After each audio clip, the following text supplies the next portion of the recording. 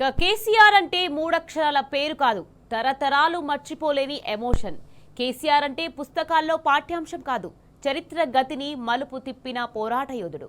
కేసీఆర్ అంటే మామూలు మనిషి కాదు, తెలంగాణకు దశాబ్ద గోసను తప్పించిన కారణజన్ముడు. స్వరాష్ట్ర స్వప్నం కోసం పదవులనే కాదు ప్రాణాలను సైతం లెక్క చేయని పోరాట వీరుడు. అహింసే ఆయుధంగా స్వరాష్ట్ర స్వప్నం సాకారం చేసిన ధన్యజీవి. అటువంటి మహోన్నత శక్తి మళ్లీ రావాలంటోంది తెలంగాణ సమాజం. జూబ్లీహిల్స్ ఉప ఎన్నిక క్షేత్రంలో రణ నినాదం అవుతోంది.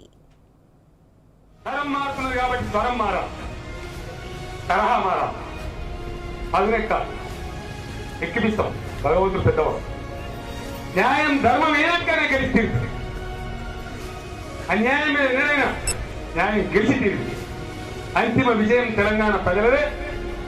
ఏసుడు పొందిగా పల్లె పల్లెలో పన్నీరు అదే పల్లెలు మొలిచే పాటలద్దిగా పల్లె పల్లెలో వీరులు మొలిచే తెలంగాణలోన పగటి దొంగల భరతం బట్టి తెలంగాణలో.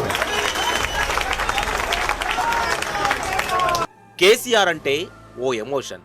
2001లో ఒకటే ఒక మనిషి నేను. ముందు మార్గం కానరాదు, కారు చీకటి, కరెంటు లేదు, ఒక లాంతర్ పట్టుకొని ప్రయాణం. కేసీఆర్ అంటే ఓ క్రియేషన్. మన రైతుల పొలాలలో నీటి గలగలలు వచ్చే వరకు, తెలంగాణ కరెంటు తీగల మీద నాణ్యమైన కరెంటు నడకలు వచ్చే వరకు ఈ అవిశ్రాంత పోరాటం కొనసాగాలి. కేసీఆర్ అంటే ఓ సెన్సేషన్. ఎన్నిసార్లు రాజీనామాలు ఇచ్చేసిన టీఆర్ఎస్ పార్టీ త్యాగాల చరిత్ర. కేసీఆర్ అంటే వ్యక్తి కాదు, ఒక మహోన్నత శక్తి. కేసీఆర్ సచ్చుడో తెలంగాణ వచ్చుడో, కేసీఆర్ శవయాత్రన తెలంగాణ జైత్రయాత్రను పిలిపించి నేను ఆమరణ దీక్ష పోయిన సంగతి మీ అందరికి తెలుసు. తెలంగాణను ఉర్రూతలూగించిన ఉద్యమ శక్తి. టీఆర్ఎస్ చూపించిన అభినవేశాన్ని చూసే కదా దేశ రాజకీయ వ్యవస్థ మొత్తం దిగి వచ్చి తీసుకో బిడ్డ నీ తెలంగాణ అని చెప్పి మా చేతులు పెట్టింది. మహోజ్వలమైన పోరు జరిపిన తెలంగాణ బందూక్. తెలంగాణ సాధించుకొచ్చిన సంతృప్తి నాకు ఒక 1000 జన్మల సరిపోయే సంతృప్తి లభించింది. రాజకీయంగా ఆయన అపర చాణక్యుడు. ఆనాడు పిడికెల మందివి, ఈ రోజు నా కంటి ముందు ఒక మానవ సముద్రం. ఏతో సంబంధం ఏ జల్సా నహీ హై అన్నారు. KCR is history of Telangana.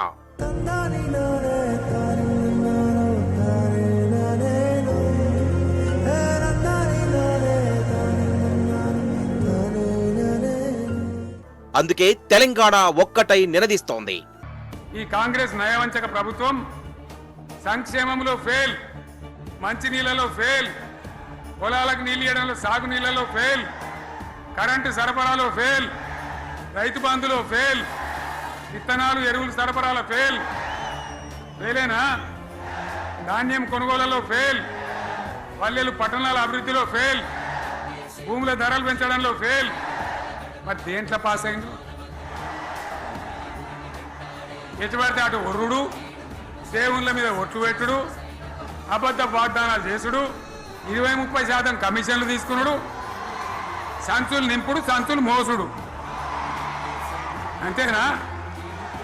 కరెక్టేనా ఈ మాట అన్నా? కరెక్టేనా? గెలిచేది కారే, వచ్చేది కేసీఆరే అంటున్న సమాజం.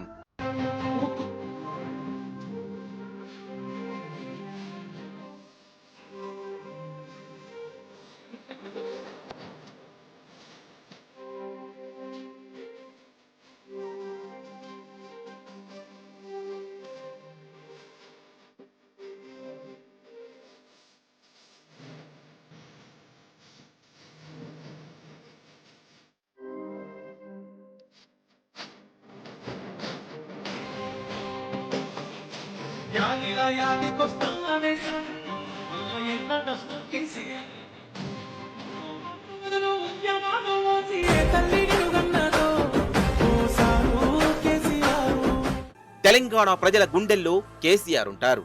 కేసీఆర్ గుండెల్లో తెలంగాణ ఉంటుంది. తెలంగాణ అస్తిత్వానికి, ఆత్మగౌరవానికి పట్టాభిషేకం చేసింది కేసీఆర్. ఆ చరిత్రను ఎవ్వరూ చెరిపివేయలేరు. 1000 మంది రేవంత్ రెడ్డిలొచ్చినా తెలంగాణలో కేసీఆర్ చరిత్రను తుడిచివేయలేరు. తెలంగాణ ఉన్నంత వరకు కేసీఆర్ సజీవంగా నిలిచి ఉంటారు. అంతే. కేసీఆర్ మాకు తల్లిదండ్రులు లెక్కుండే. కేసీఆర్ ఉన్నప్పుడు చాలా మంచిది. కేసీఆర్ సార్ ఏడున్నాడు కానీ ముందు దేవుడు అంటారు. కేసీఆర్ సార్ అంతా ఆయన వచ్చిన 10 ఏళ్ల నుంచి అయితే మనశ్శాంతిగా ఉన్నాం. కేసీఆర్ సార్ వచ్చినప్పుడు మాకు ఎటువంటి ప్రాబ్లం లేదు, మంచిగా ఉన్నాం. కరెంటు ప్రాబ్లం లేదు, నీళ్ళ ప్రాబ్లం లేదు, డ్రైనేజీల ప్రాబ్లం లేదు. ఈసారి ఎక్కినాక అన్ని ప్రాబ్లాలు ఉన్నాయి మాకు.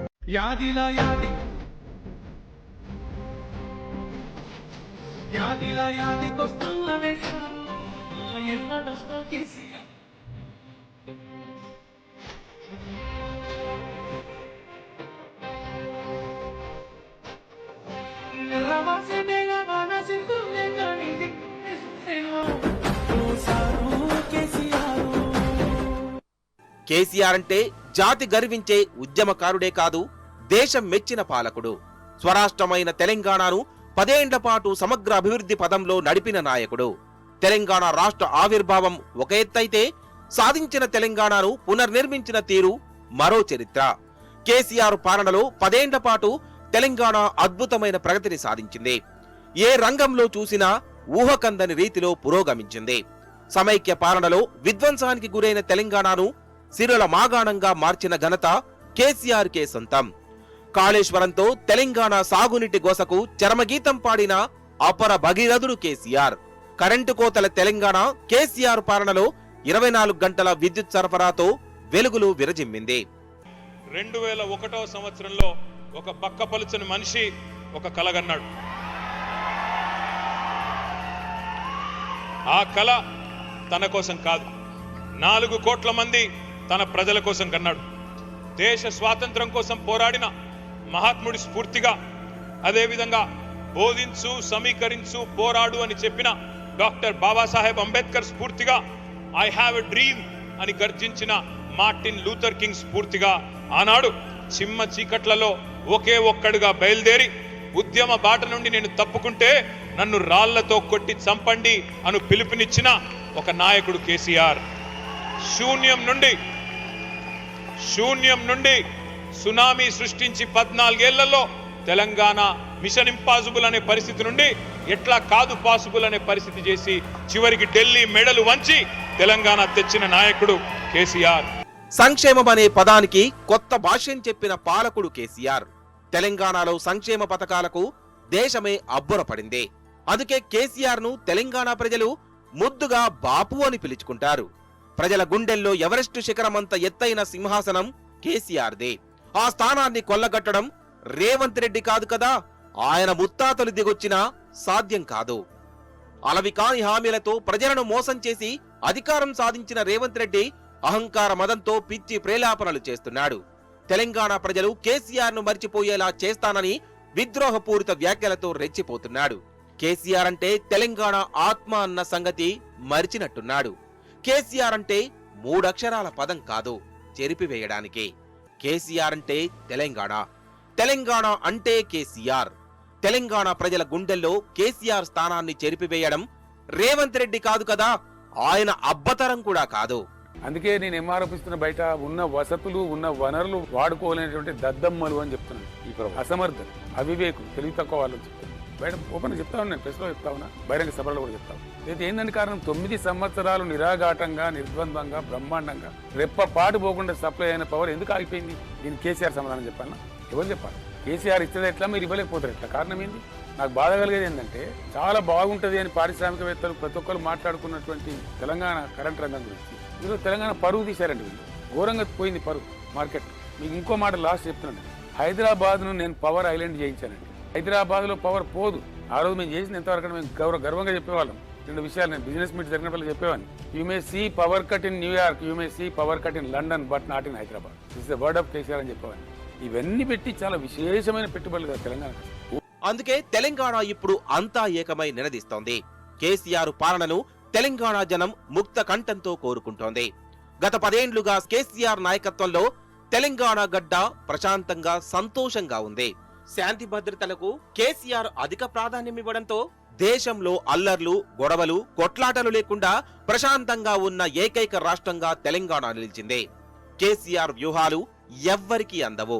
దశాబ్దాలుగా సాగిన తెలంగాణ ఉద్యమంలో అయినా, బంగారు తెలంగాణ పునర్నిర్మాణంలో అయినా కేసీఆర్ రూటే సపరేటు. తెలంగాణలో ఇప్పుడు జూబ్లీహిల్స్ బైపోల్ హీట్ పెరిగిన నేపథ్యంలో ఇప్పటికే కేసీఆర్ వ్యూహాలతో బీఆర్ఎస్ గెలుపు ఖాయమైంది. ఇక ప్రజాక్షేత్రంలో కేటీఆర్ రోడ్ షోలు ప్రజాహోరుతో దుమ్ము రేపుతున్నారు.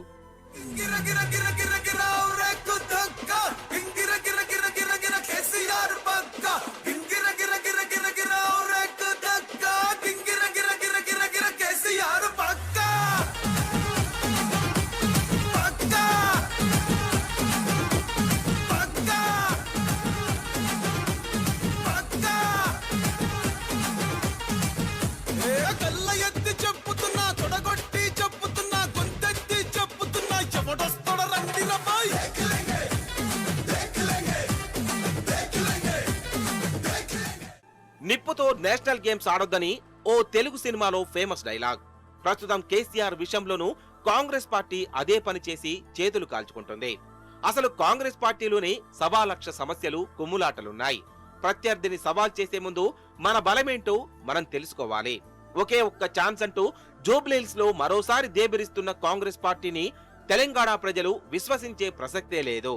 యుద్ధాన్ని గెలిపించేవి ఆయుధాలు కావు, వ్యూహాలు. ఇదే కేసీఆర్ బలంగా నమ్మే సిద్ధాంతం.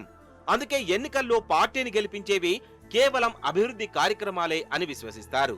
కేసీఆర్ సంక్షేమ పాలనే బీఆర్ఎస్ పార్టీకి ఏ నాటికైనా శ్రీరామ రక్ష.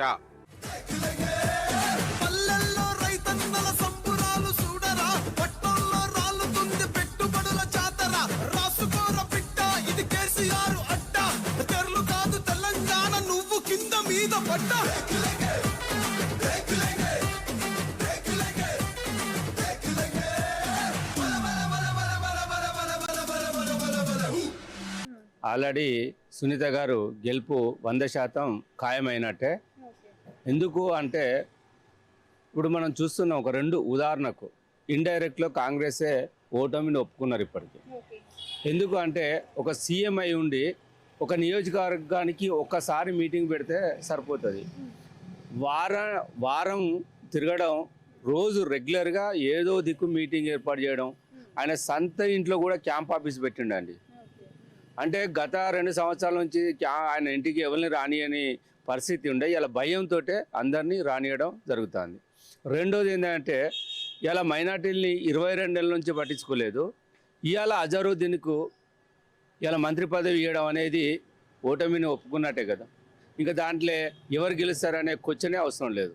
బీఆర్ఎస్కి వేద్దాం అనుకుంటున్నాం అండి. కాంగ్రెస్ వచ్చి ఏం చేయలేదు కదండి. ఏం చేసింది? ఏం చేయలేదు. ఊళ్ళో మాకు పొలాలు ఉన్నాయి, రైతు బంధు రావట్లేదు, ఇందిరా మిల్లులు అన్నారు అవి రావట్లేదు, అన్నీ పేదవాళ్ళకి అనేది ఏమీ అవ్వట్లేదు.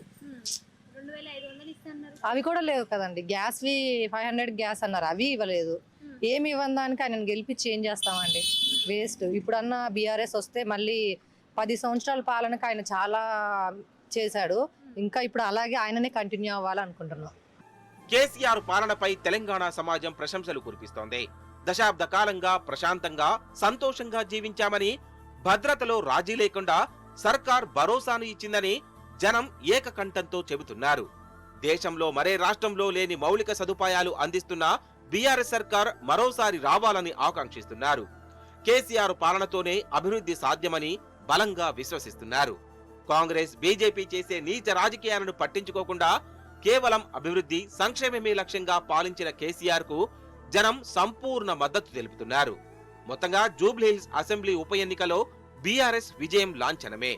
గులాబీ పార్టీ దూకుడుతో ప్రతిపక్షాలు అయోమయంలో పడ్డాయి.